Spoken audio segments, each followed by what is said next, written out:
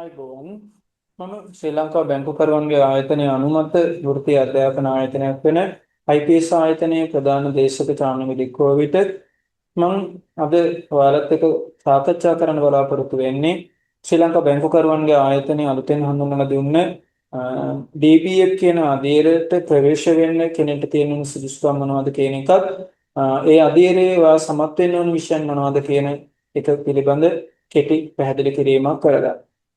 ශ්‍රී ලංකා බැංකුකරුවන්ගේ ආයතනය 2024 මාර්තු මාසයේ ඉඳන් නව විෂය නිර්දේශයක් විදිහට NVQ පාඨමාලාවක් විදිහට යාළගේ පාඨමාලා නවීකරණය කරා. ඒකේ එක අධ්‍යයනයක් තමයි Certificate Banking and Finance කියන එක. මම පැහැදිලි කරන්න ගන්නේ Diploma Banking and Finance කියන අධ්‍යයන එක්ක ඒකේ ගමන් මඟ කොයි වගේද කියන මේ ඩිප්ලෝමා බැංකින් ඇන්ඩ් ෆයිනෑන්ස් කියන්නේ NVQ 5 කියන මට්ටම ලැබෙන පාඨමාලාවක්. මේ අධ්‍යයන සමාසික දෙකකින් තියෙනවා විෂයන් 11කින් 9ක් සමත් වෙන්න ඕනේ මේ අධ්‍යයන සම්පූර්ණ කරන්න. මේ අධ්‍යයනයේ ඔයා යම් විෂයන් ප්‍රමාණයක් සමත් වුණාට පස්සේ මාස 11ක බැංකු පුහුණුවකට ශ්‍රී ලංකා බැංකුකරුවන්ගේ ආයතනය යොමු කරනවා. ඒ පුහුණුව අවසන් වුණාම විෂයන් 9 සමත් වුණාම යාට NVQ 5 කියන සහතිකය ගන්න පුළුවන්. මේකේ සහතිකය ගද්දී යම් කෙනෙක්ට මාස 6කින් විෂය 9 සමත් වෙලා මේ ලෙවල් එක කම්ප්ලීට් කරන්න පුළුවන්. නම් සහතිකය ගන්න නම් අවුරුද්දක් අවම කාලයක් එයා අධ්‍යයන කටයුතු නිරෙන්න ඕනේ. ඒක තමයි මේ ඩිප්ලෝමා අධ්‍යයනයේ තියෙන විශේෂත්වය. සහතික පත්‍ර පාඨමාලාවක් නොවන නිසා ඒකින්ද සමාසික දෙකකින් තමයි මෙයාලගේ මේ සම්පූර්ණ ඩිප්ලෝමා අධ්‍යයන ක්‍රියාත්මක වෙන්නේ. ඒකේ පළවෙනි සමාසිකයේ කොහොමද විෂයන් තියෙන්නේ, දෙවෙනි සමාසිකයේ විෂයන් කොහොමද තියෙන්නේ කියලා අපි බලමු. ඒක කලින් බලමු මේ ලෙවල් එකට එන්න යම් කෙනෙක්ට තියෙන සුදුසුකම් මොනවද කියලා. එක සුදුසුකමක් තමයි මෙයාලගේ CB නැත්නම් Certificate Banking and Finance කියන සහතිකයත් එක්ක නැත්නම් පාඨමාලාව සම්පූර්ණ වෙච්ච කෙනෙක්ට මේ අධීරයට කෙලින්ම එන්න පුළුවන්. එහෙම නැත්නම් යම් කෙනෙක්ට NVQ level 4 මේකට හම්බෙන්නේ level 4 සහතිකයක්.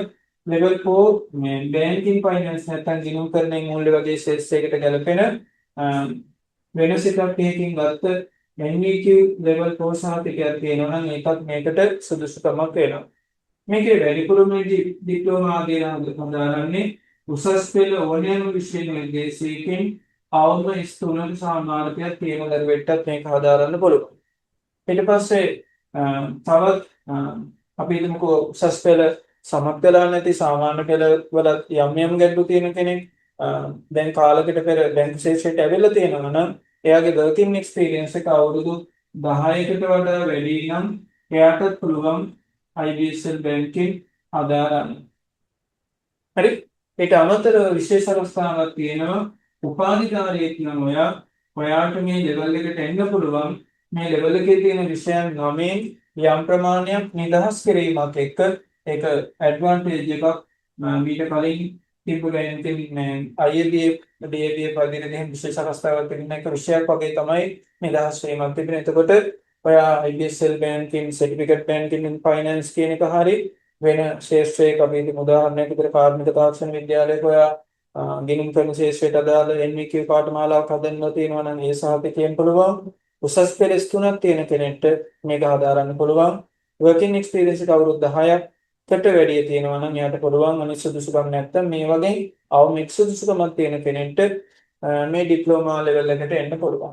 ඊට පස්සේ මම පැහැදිලි කරන්නම් මේ ඩිප්ලෝමා ලෙවල් එකේ semester 1 semester 2 කියලා කොටස් දෙකක් විදිහට තමයි එයාලගේ පාඨමාලා විෂයන් වෙන් කරලා තියෙන්නේ. semester 1 කියන අධීරයේදී නැත්නම් පළවෙනි සමාසිකයේදී අනිවාර්ය විෂයක් විදිහට survey financial system කියලා සබ්ජෙක්ට් එකක් තියෙනවා. ඊට පස්සේ banking and non banking finance කියලා තියෙනවා තව සබ්ජෙක්ට් එකක් අනිවාර්ය විෂයක්.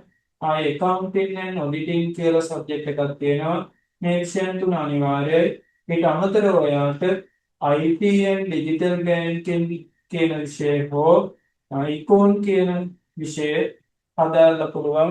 මේ ලෙවල් එක කම්ප්ලීට් කරගන්න. ඒ කියන්නේ මේ විෂයන් පහෙන් හතරක් සමත් වුණාම ඔයාට මේ අධ්‍යයන සම්පූර්ණ කරගන්න පුළුවන්.